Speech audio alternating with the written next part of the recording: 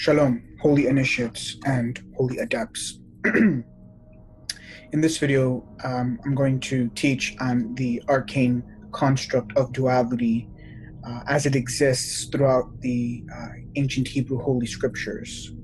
Now, I begin in the beginning, literally in the beginning of the Torah, namely the first letter and first word of the entire Torah. And the first letter of the Torah is the letter Beth. Now, the Torah, as I am always emphasizing, is a very advanced, primordial, esoteric, divine code. The emphasis being put on esoteric, divine code. This is namely what it is. And there are many esoteric, mystical, divine levels to it. Now, one aspect of these esoteric encryptions or codes as it relates to the Torah is that there are many textual anomalies that exist within a scroll of the Torah. If you were fluent in ancient Hebrew and you were to open up an actual ancient, real scroll of the Torah, you would notice numerous textual anomalies. And these textual anomalies are all part of this very esoteric divine code. One example of these many textual anomalies are that certain letters are written in superscript and others in subscript. That is, some letters are written unusually large and other letters are written unusually small. Now again, this is a textual anomaly, and it occurs many times in the Torah. Now, the first sight of this actual textual anomaly actually occurs in the first word and the first letter of the Torah. If you were to open up a very ancient, kosher scroll of the Torah, you would find that the letter Beth is unusually enlarged. Of course, many of the common Rabbanim have asked throughout the ages, what is the divine encryption and code behind this? What are the great mysteries that are encoded and encrypted behind this? Of course, only the Kabbalists know. Now, the letter Beth, and this is to begin to elucidate just one, if not some of the great mysteries behind this, is that the letter Beth has a gematria, or a numerical value of 2. Now, we can split the word Bereshith into 2 components. Vis-a-vis the first letter, which is the letter Beth, which we can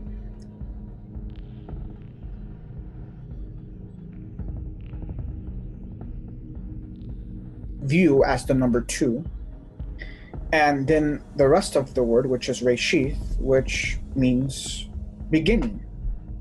Thus, Kabbalistically, on a more recondite mystical level, we can read the first word as to beginning, or two beginnings. In other words, on a more recondite level, mystically, the first word of the Torah is mysteriously and mystically indicating that there are, in reality, 2 beginnings.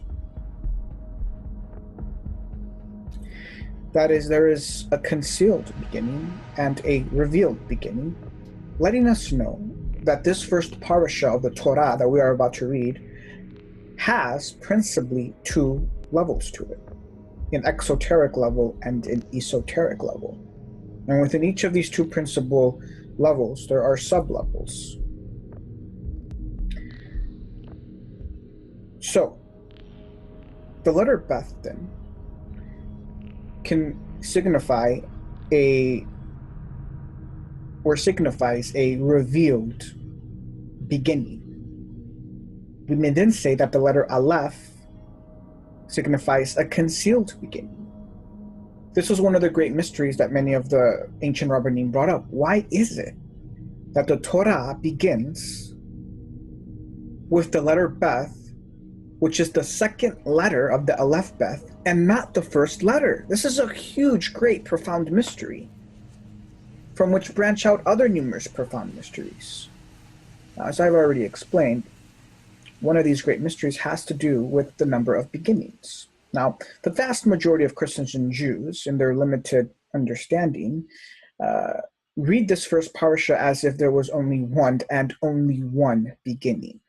And we Kabbalists are initiated. We know better. There's more than one beginning. Principally, we state that there are two beginnings, a concealed beginning and a revealed beginning. And the letter Aleph signifies the concealed beginning, which we mathematically, occultly, represent as the number 0. Now, this is very relevant to comprehend because many Kabbalists would count the Aleph Bet as 21 letters. The letter Aleph Bet signifying the number 0, not 22 letters. This is very important because the number 21 is a Luciferian, highly significant black, I repeat, black Kabbalistic number that deals primarily with very advanced, very high Luciferian hierarchies. And it would take a very long disquisition into the Black Qabbalah and the Luciferian mysteries to explain this. But all that needs to be known is that the number 21 is more primarily significant than the number 22. And so, again, this is all a little, I guess, Kabbalistically advanced, so to speak. But I hope that some, if not many of you, can understand and see where this is going. So, essentially, quintessentially, by the Torah mystically indicating two beginnings, by beginning exoterically with the number 2, this is to mystically indicate already one of the first great holy mysteries, which is the arcane construct of duality. Quintessentially, the reason the Torah begins with the number 2 is to already begin to reveal the holy arcane construct of duality that permeates this entire construct, the universe. And everything branches out from that alone. Thus, our universe is quintessentially binary. As I always like to state, quintessentially, the universe is entirely and completely binary. In all respects, in every aspect. And so, it is as it is said, through and in one of our most favorite ancient axioms, as above, so below. This is the first construct of duality. It is a primary esoteric spiritual principle known throughout all of the mystery academies, whether it's ancient Greek, Qabbalah, that is Platonism or Neoplatonism, etc., or Zoroastrianism, the Jewish Qabbalah, or the mysteries of the Brahmins, etc. You name it, this is the most foundational axiom and concept. It is essentially the system of archetype and image. A systemized way of thinking that unfortunately has been lost to most of the modern peoples. Now, let us begin with a few scriptural proofs of this most high arcane construct of duality, right? We read in Sefer Shemot in chapter 25, verses 9 to 40, it states, "Let them make me a holy place after the pattern which was showed thee in the mount." This is Elohim speaking to Moshe. And the correct understanding of this verse is given in the New Testament in the book of Hebrews, chapter 8, verse 5, where it states, "They serve as a copy and shadow of the heavenly temple." So, the temple has a divine archetype and an image, so to speak. The divine heavenly archetypal temple exists above in the higher supernal realms, and it has an image that exists here below on earth, albeit that it doesn't exist anymore, but it once did. We also read in Sefer Bereshith in chapter 1, verse 1, it states, "In the beginning, Elohim created the heavens." But it also states And Elohim made the firmament, and Elohim called the firmament the heavens. We can think of creation as an archetype to making, or as I like to say, makeation. It's a word that I have made up since it doesn't exist in the English language, as it would in other languages, more ancient languages. But essentially, we understand that there are 4 universes, which we can reduce principally to 2 universes. In the universe of creating or creation, and the universe of making or makeation.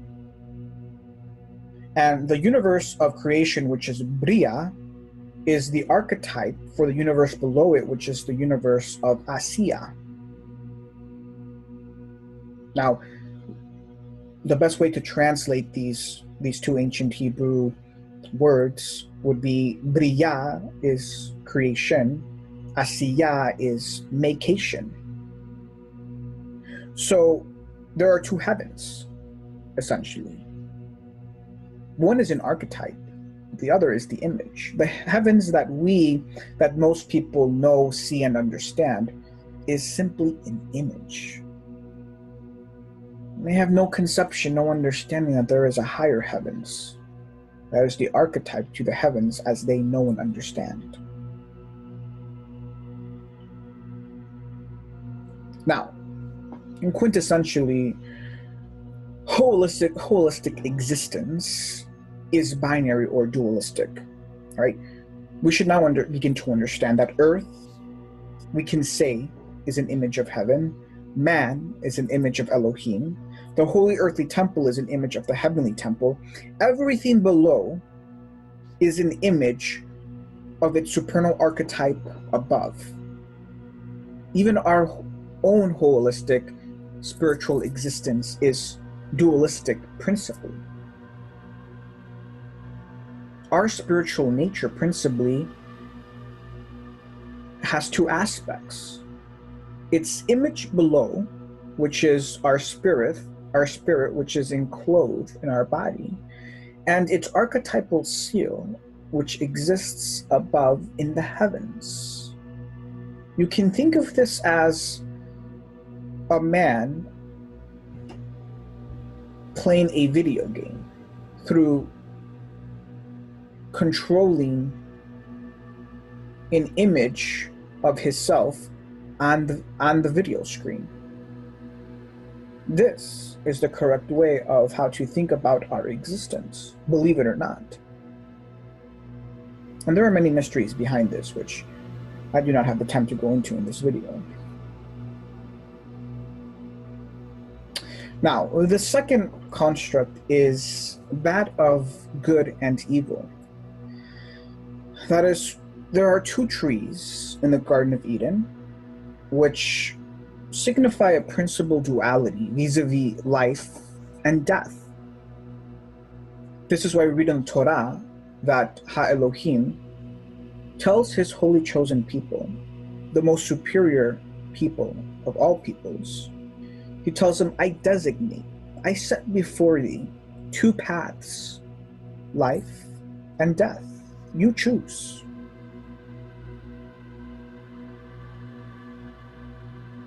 Thus principally stating the binary nature of our construct and our universe. More Kabbalistically, more esoterically, these 2 trees represent the 2 chief Elohim of the lower realms, vis-a-vis Mashiach and Lucifer, which very secretly are the divine archetype of the divine constellation Gemini, or the twins. This is a very great, profound astrological secret. Essentially, they represent 2 divine archetypal phalluses that are vying for control in the planting of the divine archetypal earth, which is Shekhinah, vis-a-vis the divine Pudentum, right? The trees image-wise, represent phalluses. A tree bears a very similar resemblance to a phallus, if you can visualize it. And the earth bears a very similar resemblance to to a pudendum, if you can also visualize this. And so these two trees then, which are two divine phalluses, which are the two divine archetypal phalluses, which are Mashiach and Lucifer, one which is circumcised, that is holy, and the other which has a foreskin, that is uncircumcised, which represents the impure, are vying for control in being planted or inserted into this archetypal divine pudendum, which is known as Shekhinah, or the field. Now, I'm hoping that many of you are mature enough to understand why these symbols stand for these divine archetypes. Now, the mystery of the tree of knowledge of good and evil is the quintessence of this duality. And these two Adam Kadmonim, which are Mashiach and Lucifer, which are two intertwined divine twin brothers, represent the high archetypal sources for the lower dualities.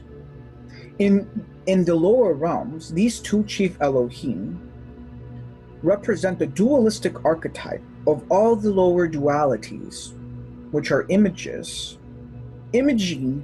or imaged from them. So already we have the first word of the Torah mystically indicating to us this most holistic, permeating and very prevalent duality. And then moving into the actual narrative of the Garden of Eden and the two trees, we have superimposed this other construct of duality. So what we have then is the Torah beginning with a superimposition of what we may say are numerous dualities, but they're all interconnected. They're all mystically pointing to this one arcane construct of duality. Everything is interconnected in the Torah. Now, even if we speak on Adam Kadmon himself, he himself, holistically, is also binary in nature, being a hermaphrodite entity, being simultaneously male and female.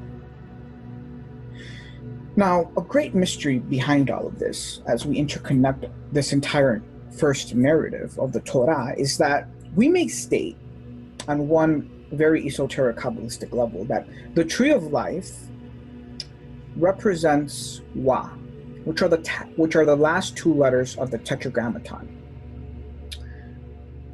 which represent the divine son and daughter within the Godhead, or the Sephiroth. Now, with respect to the much lower divine realms, the son and the daughter would be like a most high divine archetype, which is singular and united. They would be like the divine mother and father, united. So the tree of knowledge of good and evil then would represent the separation of their progeny, of their offspring, which is the son and the daughter, outside of this world, or out of the Godhead. For unity only exists within the Sephiroth. It is when you begin to enter outside of the Sephiroth that separation begins to exist. The first fruits of separation begin outside of the Sephiroth, immediately outside of the Sephiroth.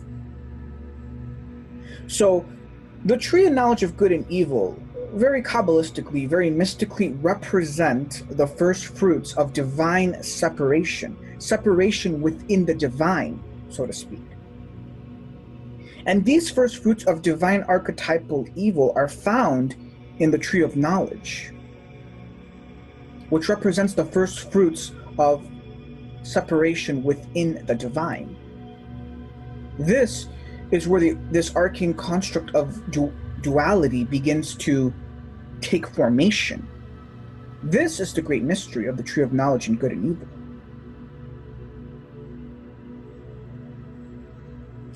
Now, even Adam Kadmon, on another level, is binary in the sense that there are two Adam Kadmonim. Principally, there are two Adam Kadmonim. And if you have seen my series on Adam Kadmon, you will know this. Vis-a-vis Mashiach and Lucifer. And they are the two chief divine dragons, or serpents. There are two chief serpents, two chief serpent gods, we may say, or as I like to say. Now, this Kabbalistic mystery is so brilliantly elucidated in the writings of one of the most initiated Kabbalists, if not the most initiated Kabbalist that we actually have on record from the Second Temple period, other than Kepha, the chief disciple of Yeshua HaMashiach. Now, we read in the writings of this great Grandmaster Kabbalist, Philo Judaeus, in his treatise Allegorical Interpretation, Volume 3, in lines 84 to 85, he states, "Everyone who was bitten by the serpent, when he looks upon the bronze serpent, shall live." This is quite true.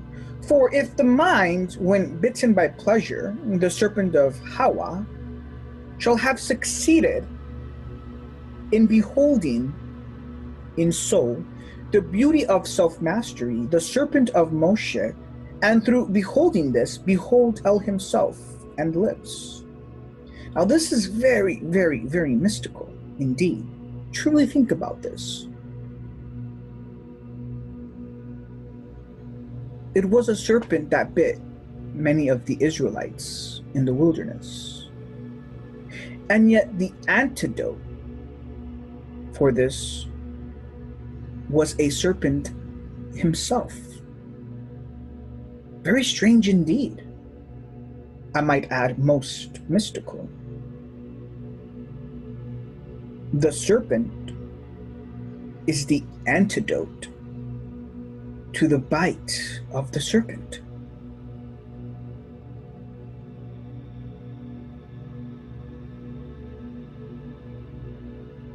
Since when do we find the antidote of a virus to be found in the virus, or to be the virus itself? Alas, there are two serpents. There is the serpent of Hawa and the serpent of Moshe. Two distinct serpents of two different compositions. One is the antithesis to the other.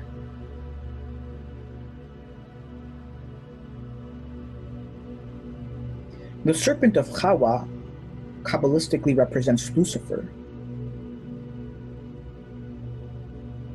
which is the domain of pleasure.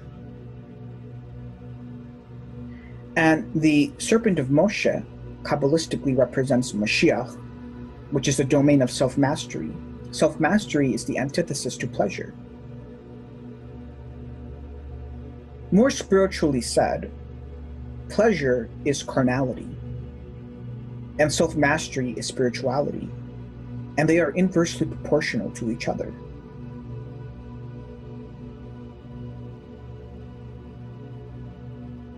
The maxim of Lucifer as the great black magician, Luciferian magician of the past generation, so succinctly stated, "Do what thou wilt." But that of Mashiach is, "Do what El wilt."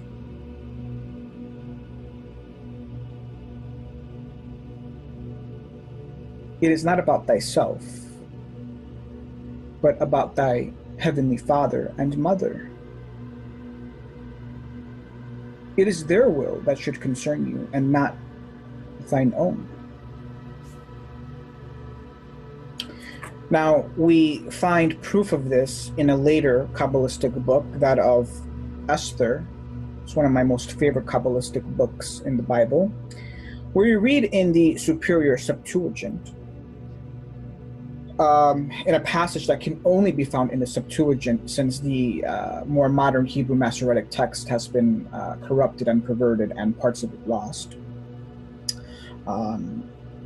to antiquity, but unfortunately not holistically, since we can find the missing portions in the Septuagint, where we read, whether it's the Old Greek or the Alpha manuscripts, it's really all one and the same. We read there that in the second year, when Artaxerxes the Great was king, on the first day of Nisan, Mardochayo, the son of Yaro, son of Shemiah, son of Kishayo, from the tribe of Binyamin, saw a dream.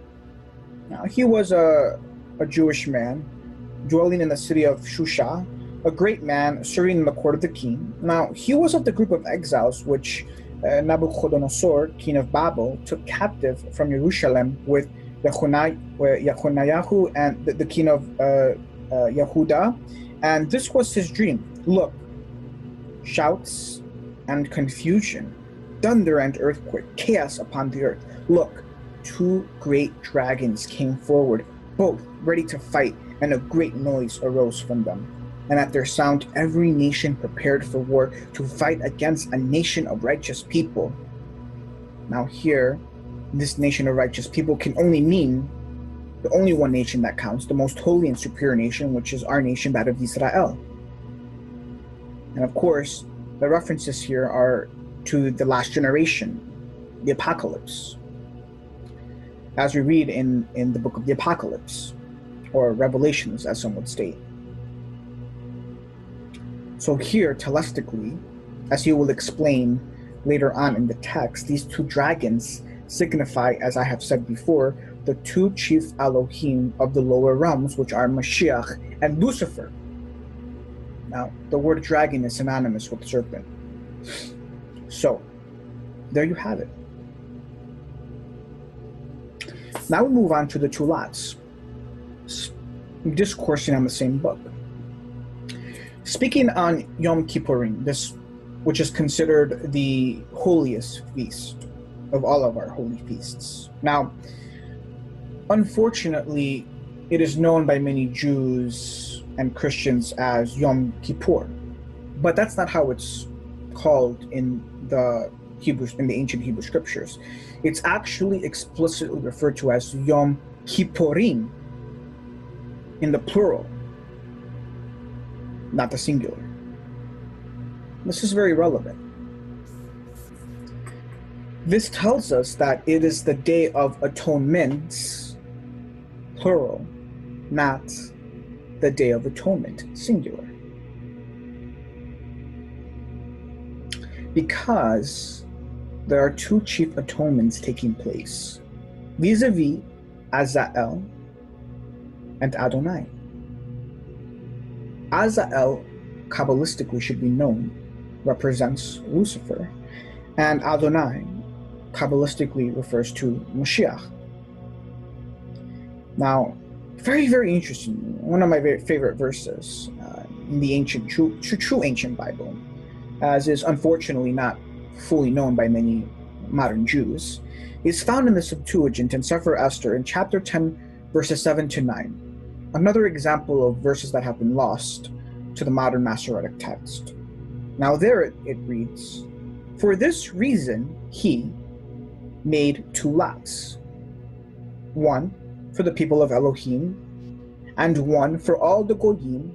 And these two lots came to the hour and to the right time and to the day of decision before Adonai and for all the Goyim. And Elohim remembered his people and vindicated his own inheritance." Let that sink in. This is not about the Goyim. This is about us, Israel.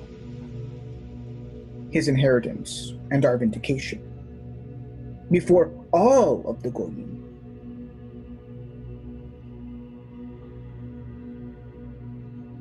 So you should begin to understand why this is one of my favorite verses, because it is one of countless verses that refers to the superiority of Israel as a nation and a people. Of course, with respect to all of the Goyim.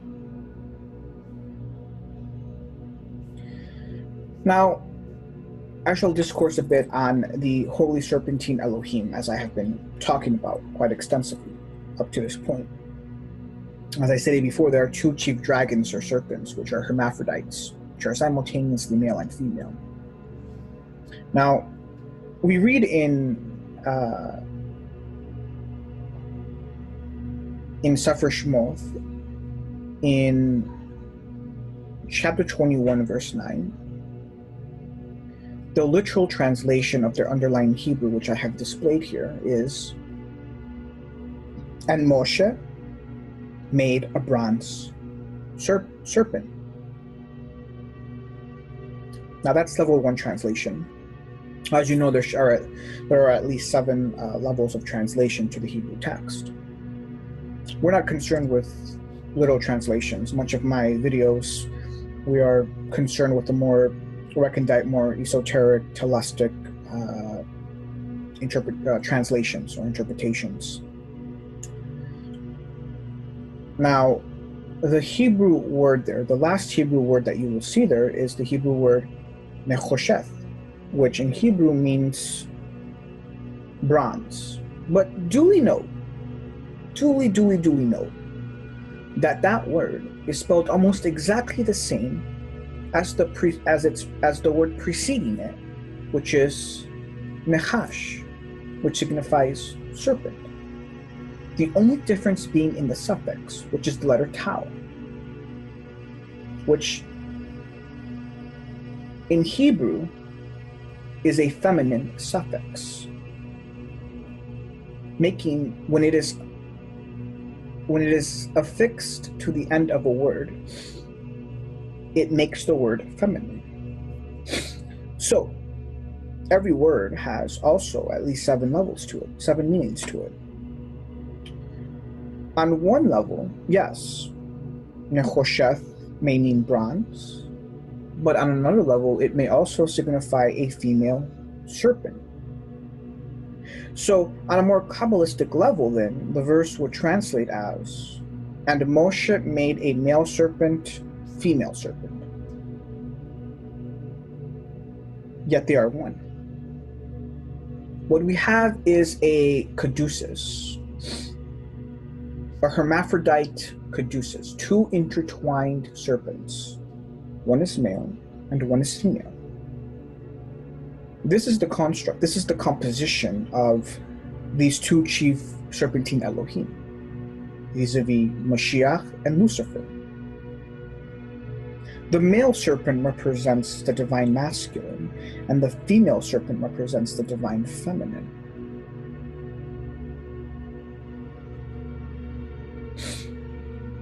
Now, let us proceed into some very, very ancient esoteric wisdom. There's a very, very secret ancient proverb that's repeated at least a couple of times in the ancient Hebrew scriptures. It goes a little like this. You'll read in Sefer Yechezkel in chapter 18, verse 2, it states, many Israelites, many common vulgar Israelites ask, what do you mean when you use this proverb concerning the land of Israel, saying the patriarchs had eaten sour grapes?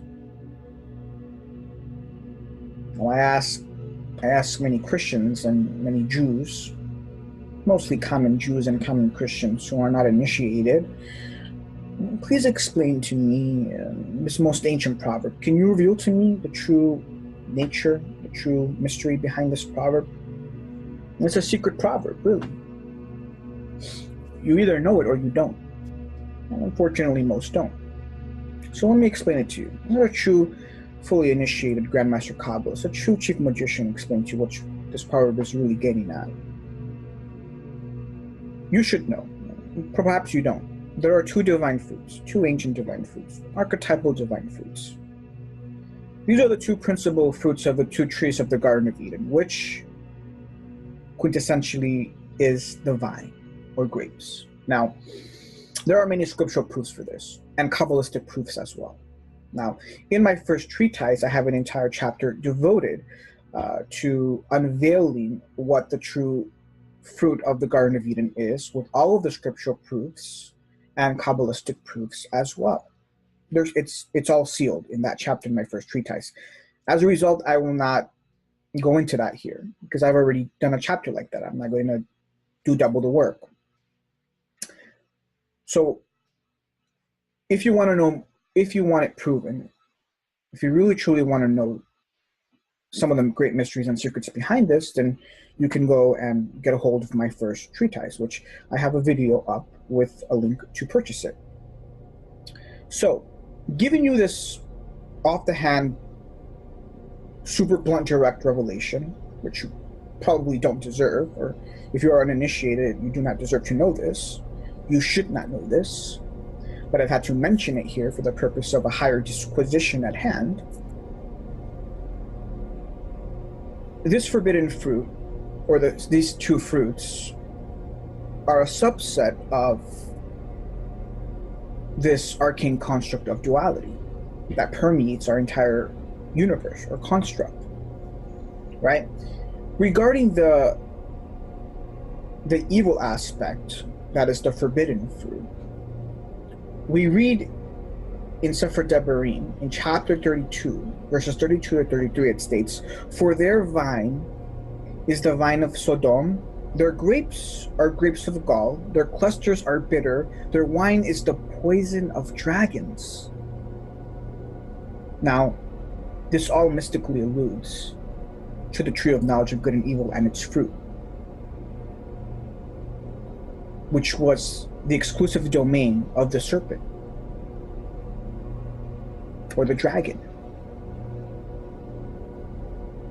Sodom in ancient Hebrew signifies barrenness.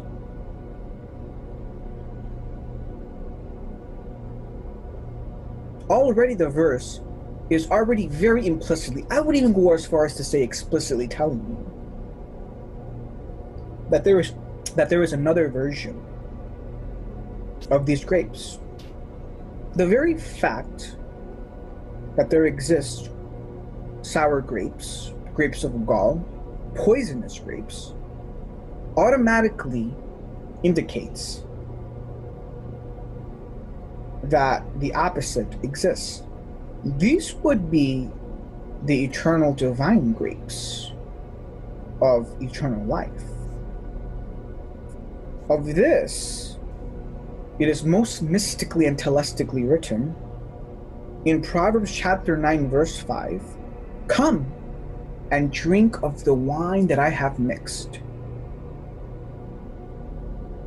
Now I will not have you be ignorant. This is not Lucifer speaking. This is his twin brother Mashiach speaking.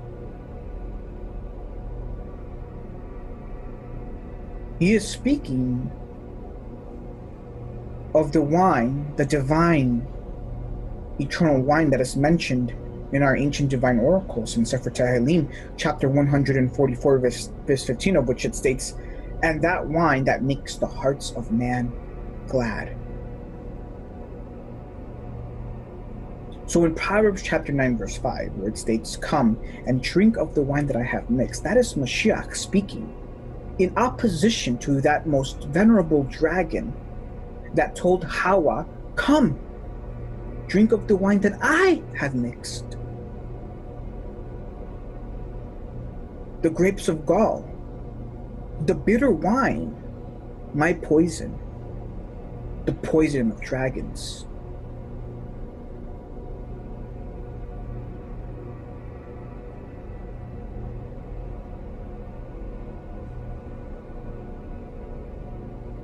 This is not this wine that Mashiach is referring to is not the poison, is not a poison. It's a remedy.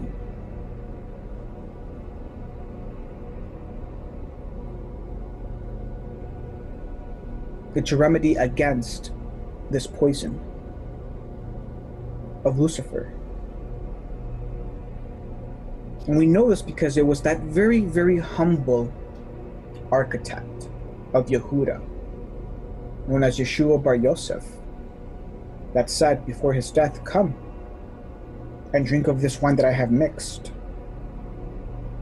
Let it represent my blood that is about to be shed for you." Yes, there are many, many mysteries behind all of this that even many Christians, if not most of not all Christians, just simply do not understand, I'm afraid.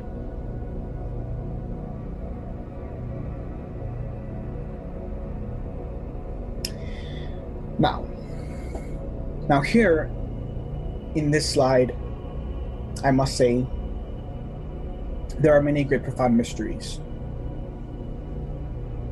behind what I'm going to briefly discourse on here, but I'm keeping it short. Now, the Egyptians, they worshipped the divine lamb, or the constellation Aries, which is the ram. And no, they did not worship the lamb that many Christians equate with Mashiach. Now, the Hebrew word lamb, as it is found in the ancient Hebrew scriptures, it's a code word. So every Hebrew word is a code word. This code word is an allusion to a divine order and class, a very, very, very high divine order and class.